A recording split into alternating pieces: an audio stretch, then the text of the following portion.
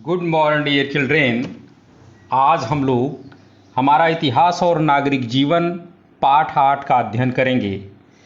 पाठ का नाम है भारत में राष्ट्रवाद का उदय एवं विकास।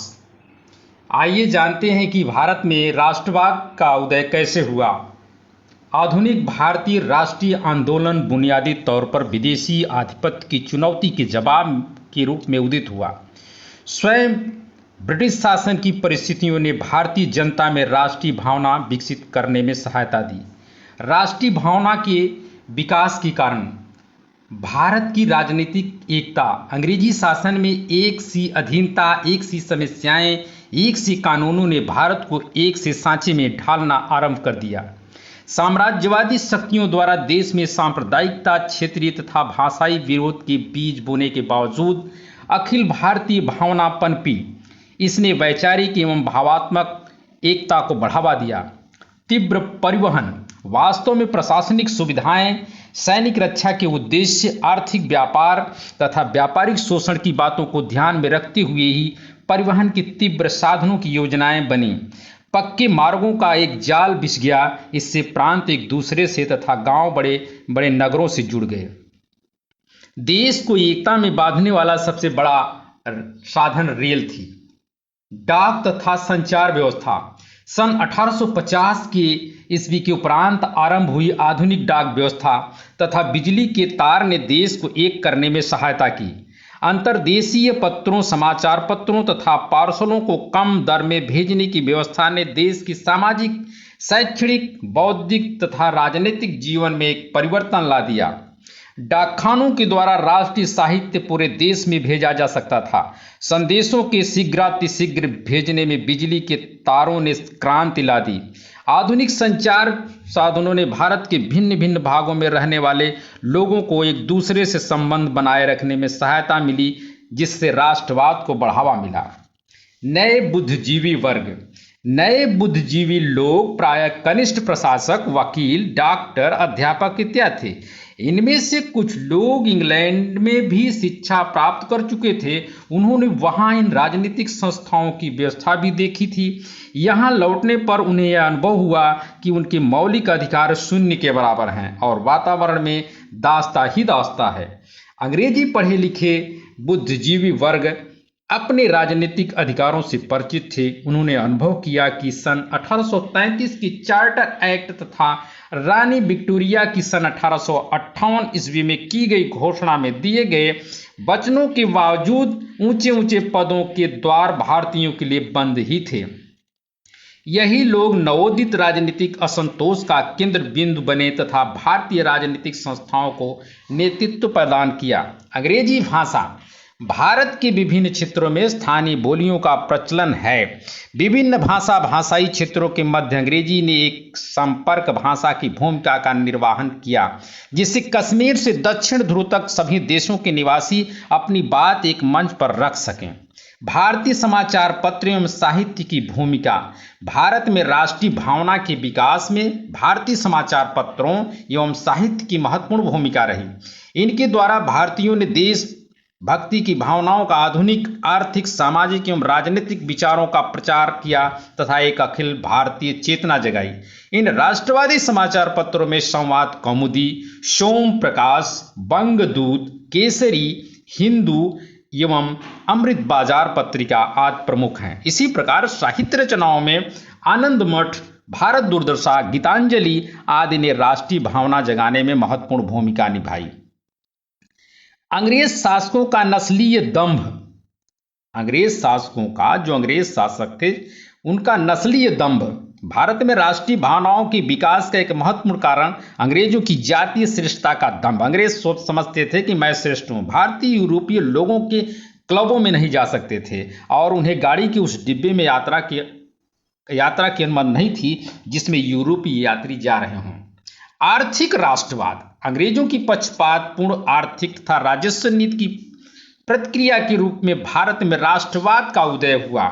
19वीं शताब्दी के पूर्वार्ध में इंग्लैंड औद्योगिक क्रांति का नेता था और उसे अपने सस्ते कच्चे माल तथा तैयार माल के लिए एक मंडी चाहिए थी।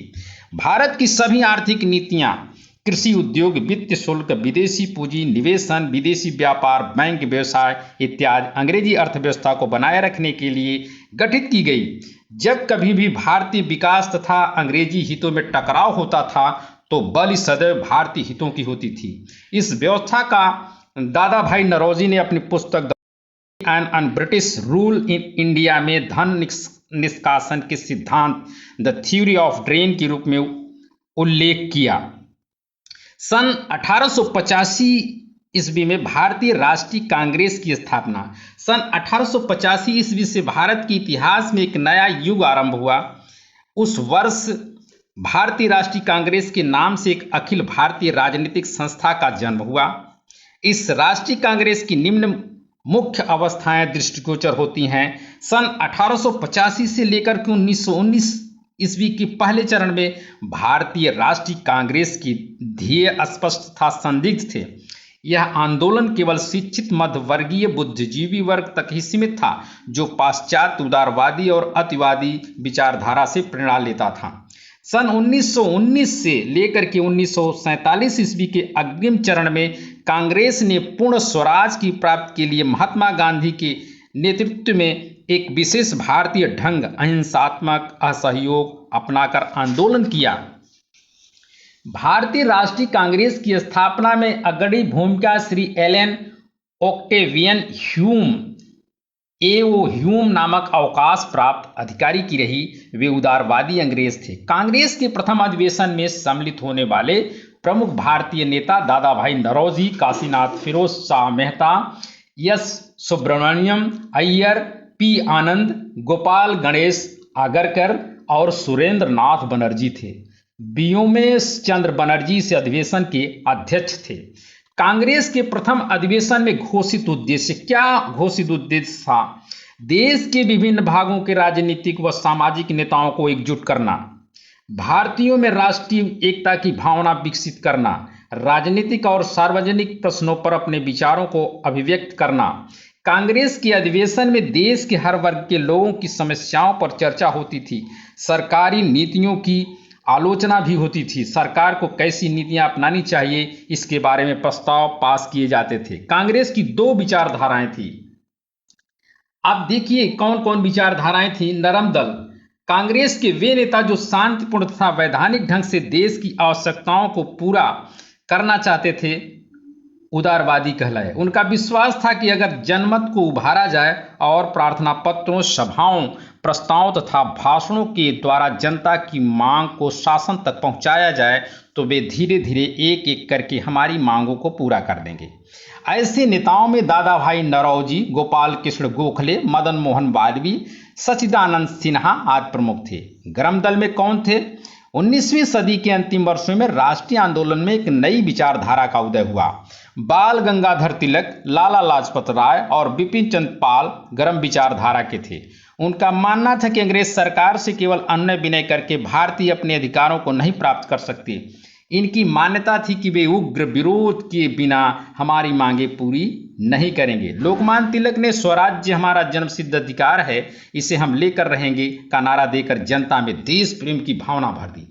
बंकिम चंद्र चटर्जी के गीत वंदे मातरम ने भारतवासियों में मातृभूमि के प्रति देश प्रेम की भावना जगाई। बंग भंग आंदोलन। तेजी से बढ़ते राष्ट्रीय आंदोलन के प्रभाव को कम करने के लिए तत्कालीन गवर्नर जनरल लॉर्ड कर्जन ने बंगाल को 1905 ईस्वी में दो भागों में विभाजित कर दिया। अंग्रेजों ने विभाजन का कारण बढ़िया प्रशासन व्यवस्था प्रदान करना बताया, परंतु वास्तविक कारण हिंदू व मुस्लिम लोगों में फूट डालना। ब्रिटिश सरकार ने बंगाल प्रेसिडेंसी को दो हिस्सों में बांट दिया, एक पश्चिमी बंगाल जिसमें हिंदू अधिक थे और दूसरा पूर्वी बंगाल जिसमें मुसलमान अधिक थे। विभाजन के कारण सारे बंगाल में रोष की लहर दौड़ गई। विभिन्न स्थानों पर सभाएं व आंदोलन किए गए। नरम दल और गरम दल के नेताओं ने मिलकर इस आंदोलन को नेतृत्व किया। इसी बीच 1906 ईस्वी में भारतीय मुस्लिम लीग की स्थापना हुई। बहिष्कार और स्वदेशी आंदोलन। बंग भंग का विरोध करने के लिए भारतीयों ने अंग्रेजों से प्रार्थना करने की बजाय अपने बल पर स्वराज्य हासिल करने की भावना से दो तरह के कार्यक्रम बनाए। बड़ी मात्रा में अंग्रेजी कपड़े, शक्कर आदि माल का बहिष्कार, दूसरा स्वदेशी यानी अपने देश के लोगों द्वारा बनाई चीज़ों का ही उपयोग। भारतीयों में स्वदेशी का विचार पनपने लगा। वे कहते, हम अपने उद्योग लगाएंगे, अपने स्कूल कॉलेज खोलेंगे, गांव के लोगों के बीच काम करके उनकी समस्याएं दूर करेंगे, हम अपनी अपनी पंचायत व कचहरी लगाएंगे, हम अपने विकास के लिए अंग्रेजों पर निर्भर नहीं रहेंगे और अपनी आत्मशक्ति बढ़ाएंगे। क्रांतिकारी आंदोलन। ब्रिटिश शासन द्वारा राष्ट्रीय आंदोलन के क्रूर दमन के कारण कुछ देशभक्तों ने स्वतंत्रता प्राप्ति के लिए सशक्त क्रांति का मार्ग अपनाया। क्रांतिकारी शीघ्र परिणाम के इच्छुक थे। बंगाल, पंजाब और महाराष्ट्र में क्रांतिकारी आंदोलन ने गति प्राप्त कर ली। इनका विश्वास था कि क्रांति से ही देश को आजाद कराया जा सकता है। क्रांतिकारियों ने बंगाल में अनुशीलन समिति की स्थापना की। खुदीराम बोस, प्रफुल्ल चाकी और अरविंद घोष प्रमुख क्रांतिकारी थे। अनुशीलन समिति की जो स्थापना हुई उसमें खुदीराम बोस, प्रफुल्ल चाकी और अरविंद घोष प्रमुख क्रांतिकारी थे। महाराष्ट्र के चापेकर भाइयों की भी इस प्रकार के आंदोलन में महत्वपूर्ण भूमिका थी। इस आंदोलन को व्यापक बनाने के लिए क्रांतिकारी समाचार पत्रों का प्रकाशन भी शुरू किया गया। बंगाल का समाचार पत्र संध्या और युगांतर तथा महाराष्ट्र का काल प्रमुख समाचार पत्र थे। मार्ले मिंटो सुधार 1909 ईस्वी में आया। 1909 ईस्वी में ब्रिटिश सरकार ने भारतीयों को संतुष्ट करने के लिए नए सुधारों की घोषणा की। भारत में काउंसिलिंग के सदस्यों की संख्या 16 से बढ़ाकर 60 कर दी गई।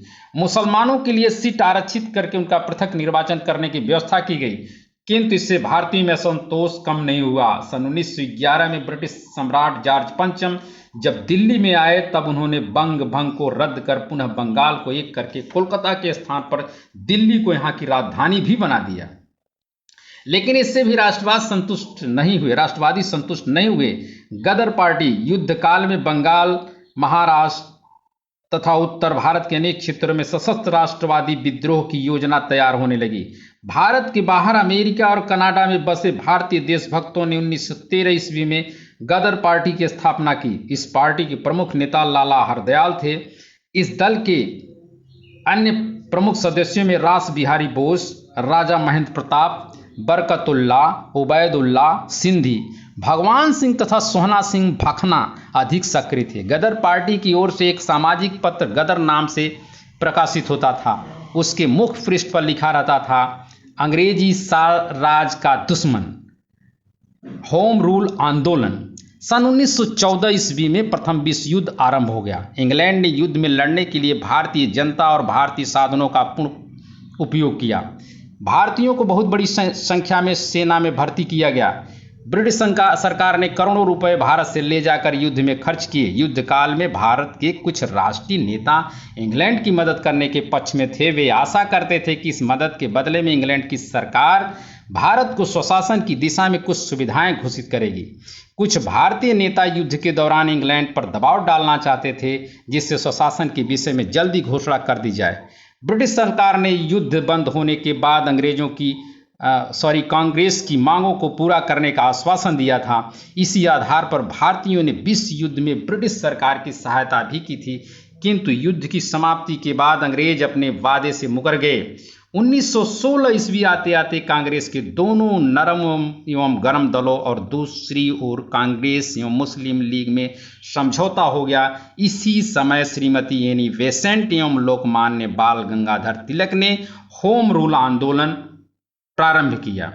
आइए कुछ और चीज़ें हैं। सन 1895 और 1905 में एक छोटे एशियाई देश जापान ने बड़े देश चीन और पश्चिमी देश रूस को युद्ध में हराया था। इन देशों की हार ने यह बता दिया कि सिर्फ बड़े देशों तथा पश्चिमी देशों का शक्ति में एकाधिकार नहीं है। उनकी इस हार ने गर्म दल की सोच को काफ़ी प्रभावित किया। सन 1914 ईस्वी में प्रथम विश्व युद्ध प्रारंभ हुआ। इसमें इंग्लैंड, फ्रांस, इटली, रूस और जापान देश थे। अमेरिका भी बाद में इंग्लैंड और उसके पक्ष में वाले देशों की ओर से युद्ध में शामिल हो गया। होम रूल, जो कुछ शब्दावली दिए गए, होम रूल आंदोलन ब्रिटिश सरकार के अधीन रहते हुए संवैधानिक तरीके से स्वशासन प्राप्त के लिए चलाया जाने वाला आंदोलन, आधिपत्य किसी के द्वारा किया जाने वाला शासन। गुड बाय, अगली वीडियो में फिर मिलेंगे।